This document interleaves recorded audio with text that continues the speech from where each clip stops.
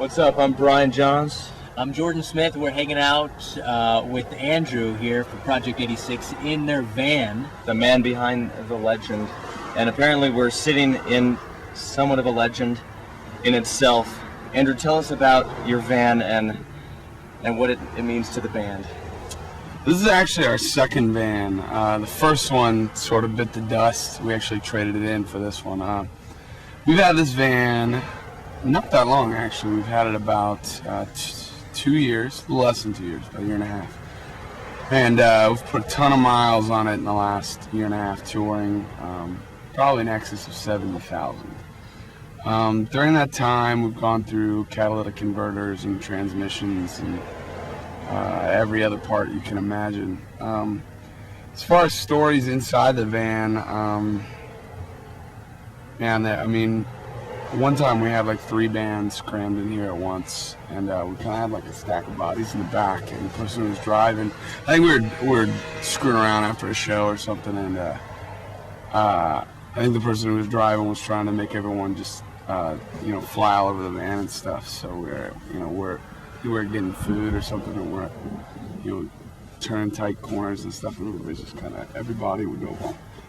Everybody would like that way. So I don't know. I can't think of any like off the wall craziness that's happened actually in our van. It's been pretty mellow, but put a lot of miles on a lot of shows. So what's the main purpose behind no seats back there? It's the bed. 2 people can sleep back there, basically. Not that comfortably. When we get home from this tour, we're actually going to build like a box that sits about here. So give it more room on top, so you can actually lay long ways. Right now, like if you lay long ways, 2 people, you almost have to touch. It's like A little awkward, maybe? Yeah, it's awkward. Now, how would you describe each band member's role here in the van? Who drives, who sleeps, everybody out? usually fights over the back, not verbally, just the first person who gets there in the morning usually claims it. I personally can't sleep without earplugs in the van, just because there's always music playing or something like that. So my next place of choice is this bench. I can't sleep on that bench, so because it's too close to the stereo. So I usually, if someone's sitting here, I kick them out and let me sleep back here. Usually it's either Steve or Randy, bass player and guitarist, who claim the back. I only get back there like probably once a week. Then we trade off driving duties. So it's like if it's not your turn, it's your turn to sleep. But one of the unspoken rules is if you just drove, you can kind of pick where you want to sleep. So, is there a name for the van at all? No name for the van. The only name we have in the van is back there, and that's called a playpen. Because it looks like a playpen. Great. Well, now, what kind of music? You said you guys usually have music going on here in the van. What kind of music do you like to listen to on the road? It just depends on who's driving. Their iPod will take precedence up front. I couldn't even begin to tell you what we were listening to today. I think on the way in, somebody had a shuffle going with like Bark Market and Radiohead, but I wasn't even paying attention, to tell you the truth. So. Do you ever take the van through a car wash? Yeah, when we're at home usually. We don't usually get a wash while on the road just because we're too lazy. Yeah, it's actually fairly clean right now. We cleaned it a couple days ago. Sometimes I get really bummed when it gets super cluttery. Usually you have other people's clothes and miscellaneous items. I tend to be the one who cleans it the most for some reason. I'm always, every time we stop, dumping out stuff. So. Right on. Now, you guys have been together for a while, and you said you've had this van for a little while now. Do you guys write any songs here in the van? Have you written any songs here in the van? No songs written in the van. Usually I write songs at home. We have a studio at home. So usually when we're on tour, we're all brain dead, and we just lay here and drive. Cool. Do you have a certain favorite piece of the van or part of the van? Favorite piece of the van? I don't know, man. I hate being in the van, to tell you the truth. So I have my least favorites. I actually hate this bench because this is the bench I always sleep on.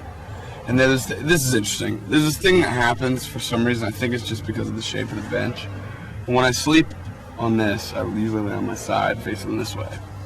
Well, this is kind of the way it's shaped. It forces you kind of like your body weight is in towards the crease in the seat. As you fall asleep and your body relaxes, you kind of become trapped. You know, I don't know how to explain it, but you get trapped in the bench because you can't really roll over because your body weight's kind of forced inward. So I don't know if you've ever experienced this, but when you're about to wake up, you're in this sort of limbo place where you kind of know you're asleep, but your eyes are still closed, but you're half awake. And I have this every time I fall asleep in the van where I'm in between sleep and wake, and I'm laying right here and I'm kind of trapped and I can't move and I get paralyzed. And I get this panicky thing that comes over me where I'm trying to open my eyes, but I'm kind of groggy. I don't know why this happens. It only happens to me when I sleep right here. And so I go through this process. It probably only takes like a minute or even 30 seconds of where I'm completely panicked because I can't wake up and I can't move. And I know that I'm asleep in the van, but I can't do anything about it. So that's kind of like a daily ritual for me whenever I take a nap in the van when we're driving. It sucks. Then I get up and I'm really mad. So the van can be a scary place at times, too. For me, yeah. Definitely terrifying. Awesome. Now, you've written a book recently, kind of chronicling your life on the road, your life in the band and stuff. Tell us a little bit about that. Well, I try to pick the 12 most exciting or random or entertaining stories that I could from the past 7 or 8 years being in the band. And when I was compiling the book, I had enough to probably write 3 books, so I just picked the 12 that I thought that would fit together. And I just basically tried to tell the story from the perspective of through my eyes and how things went in each particular story. Whether it has to do with like running from the cops or being held at gunpoint or people breaking into our trailer and stealing things from us or crazy happenings at shows, etc., etc. Tried to give people a different perspective on what it's like to actually be in a band touring and making it or trying to make it, and it's a little bit more, I think, than just a collection of tour stories. It sounds kind of boring because it seems like every frontman for every band in history has written that book, but I tried to write a book that had a different voice and a different perspective and a different feel. And I think I accomplished it. I mean, everyone that reads it seems to read it in one day and says that they're on the floor laughing as they read it. And all the guys in my band laughed when they read it. So it's still selling really well. It's been out for about 1.5 years. So. And what's it called? It's All Downhill From Here, on the road with Project 86. So, yeah. Sounds awesome. Very cool. Well, hey, man, thanks a bunch for hanging with us, showing us your van and the playpen back there and all that fun stuff. We appreciate it. Yeah, thanks, guys. And best of luck to your show. Yeah, thanks. All right.